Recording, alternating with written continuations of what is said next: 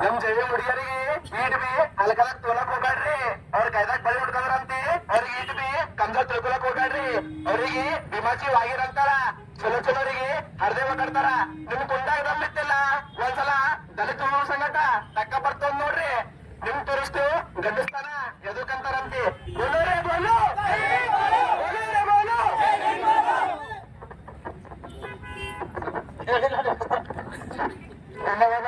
ನಮ್ಮ ಡಿಜೆ ಮುಸ್ತಫರಿಗೆ ಜೊತೆಗೆ ನಮ್ಮ ಕನ್ನಡ ಮಾತನ್ನು ಪೂಜಿಸ್ತೇವೆ.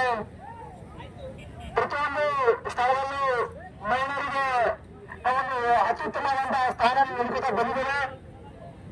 ಈ ಒಂದು ಭಾರತ ದೇಶದಲ್ಲಿ ಮಹಿಳೆಯರಿಗೆ ಅತ್ಯುನ್ನತ ಸ್ಥಾನ ನೀಡಿದ್ರೂ ಕೂಡ ಈ ರೀತಿಯ ಘಟನೆಗಳು ನಡೀತಾನೆ ಇವೆ. ಮೊದಲು ನಮ್ಮ ಭಾರತ ದೇಶದಲ್ಲಿ ನಡೆದಂತಹ ಕಾನೂನು ವ್ಯವಸ್ಥೆಯನ್ನ ನಾವು ತಿದ್ದುಪಡಿ ಮಾಡಿದಾಗ ಮಾತ್ರ ಈ ರೀತಿಯ ಘಟನೆಯನ್ನು ತಡೆಯಲು ಸಾಧ್ಯ ಆಗ್ತದೆ. ಮಹಿಳೆಯ ಒಂದು ಅತ್ಯಾಚಾರ ದೌರ್ಜನ್ಯವನ್ನ ಕೇವಲ ಒಂದು 7 ವರ್ಷದ ಶಿಕ್ಷೆಯನ್ನ ಪರಿಗಣಿಸಿದೆ.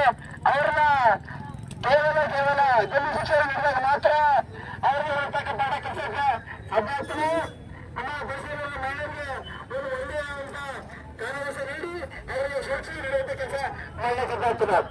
ಅದಕ್ಕೋಸ್ಕರ ನಮ್ಮೆಲ್ಲ ಅಣ್ಣ ತಮ್ಮಂದರಿಗೆ ಹಾಗೂ ನನ್ನ ತಾಯಂದರಿಗೆ ಮೊಟ್ಟ ಮೊದಲು ಹೇಳಲು ಇಷ್ಟಪಡ್ತೇನೆ, ನಾವು ಯಾವತ್ತೂ ಹೆದರಬೇಡಿ. ನಾವು ನಿಮ್ಮ ಮುಂದೆ ಇರ್ತೇವೆ. ಡಾಕ್ಟರ್ ಅಂಬೇಡ್ಕರ್ ಅವರ ಕಾನೂನು ಸಂವಿಧಾನ ಎಲ್ಲೆಲ್ಲಿ ಇರ್ತದೆ ಅಭಿವೃದ್ಧಿಯನ್ನು ಹೋರಾಟ ಮಾಡ್ತಾ ಇರ್ತವೆ.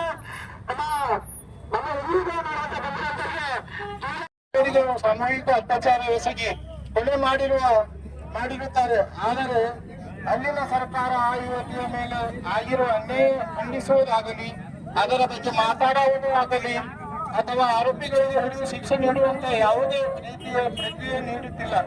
ಈ ರೀತಿಯಾದ ಘಟನೆ ಹಲವು ಬಾರಿ ಉತ್ತರ ಪ್ರದೇಶದ ರಾಜ್ಯದಲ್ಲಿ ನಡೆಯುತ್ತಲೇ ಇವೆ.